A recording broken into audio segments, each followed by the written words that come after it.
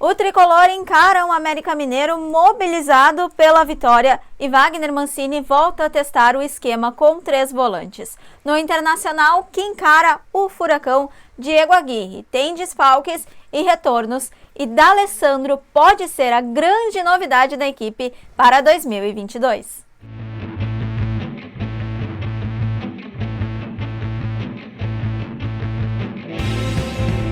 Fala pessoal, sejam todos muito bem-vindos a mais um Últimas da Dupla aqui no canal do Esporte.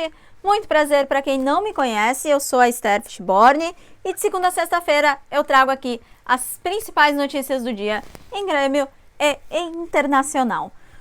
Hoje nós começamos tratando do tricolor que encara o América Mineiro amanhã no Independência, jogo 6h30 da tarde.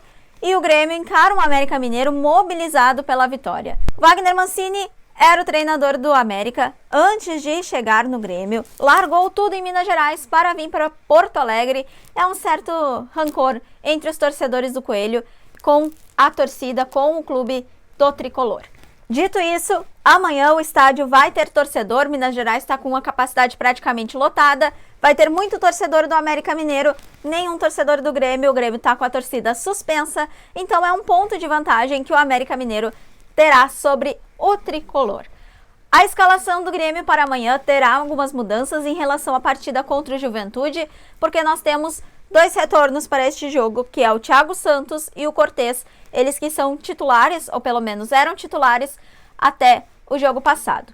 Diogo Barbosa e Sarará fizeram partidas boas, é verdade, e há essa dúvida nas duas posições. Hoje é mais provável que Thiago Santos volte, o Sarará volte para o banco e o Cortez também siga no time e o Diogo Barbosa volte para o banco. Uma provável escalação do Grêmio que ainda tem desfalques, o pessoal que está com a seleção, com as suas seleções, o Chapecó com a seleção brasileira, o Vidiaçante com a Paraguaia e o Borja com a seleção da Colômbia. Uma provável escalação do Grêmio tem Breno, Wanderson, Jeromel, Kahneman, Cortez ou Diogo Barbosa, Thiago Santos, Sarará, Lucas Silva, Alisson ou Ferreira retornando, Campaz, Douglas Costa e Diego Souza. Uma observação sobre essa possível escalação do Grêmio é que o Wagner Mancini voltou a testar o esquema de 3 volantes. Então há a possibilidade de não jogar o Campaz e de jogar 3 volantes. Quem entraria no time para fazer companhia para Thiago Santos e Lucas Silva seria Darlan. Ele que foi titular do Grêmio há um tempo atrás e o entendimento hoje da comissão técnica gremista é que ele poderia assumir essa posição. Mas é, claro, uma suposição, a gente não acompanha os treinamentos.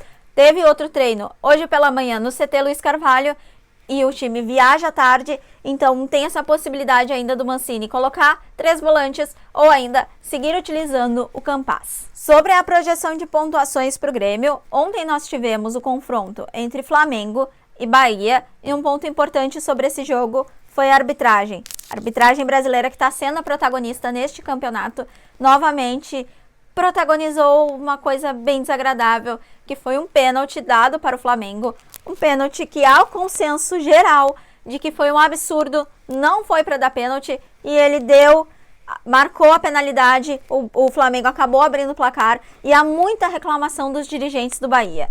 Muita reclamação. Até mesmo na hora do jogo, o próprio perfil oficial do Bahia no Twitter tinha dito que ameaçaram não entrar em campo porque era um absurdo total o que havia acontecido com o Bahia. A gente concorda, é um absurdo total o que aconteceu com o Bahia. Acabou sendo ponto positivo para o Grêmio, mas, verdade, foi um lance absurdo. Mesmo assim, o Bahia perdeu de 3-0 para o Flamengo e agora o Bahia tem 6 pontos à frente do Grêmio na tabela do Campeonato Brasileiro.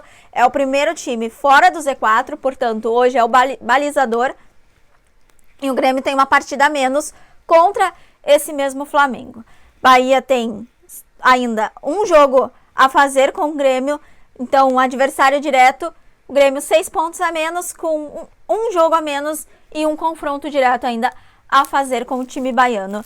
É algo que a gente coloca na mesa, porque é um ponto importante, é um assunto importante a se tratar, porque o Grêmio precisa, querendo ou não, estar de olho em quem está na frente dele, para saber o que precisará fazer para tentar escapar da Série B. do ano que vem. Falando agora do Internacional, que encara o Atlético Paranaense neste sábado também, a partir das 7 horas da noite, no estádio Beira-Rio. O torcedor colorado estará presente e o Colorado encara um Furacão, Colorado estando desfalcado. Tem presença de Yuri Alberto, que está suspenso, sem a presença do Tyson, que está se recuperando de uma luxação no ombro, deve ficar de fora por mais ou menos uma semana, e também ainda sem o Daniel, que se recupera de uma fissura na costela. Ele ainda será reavaliado, mas ele não deve ir a jogo.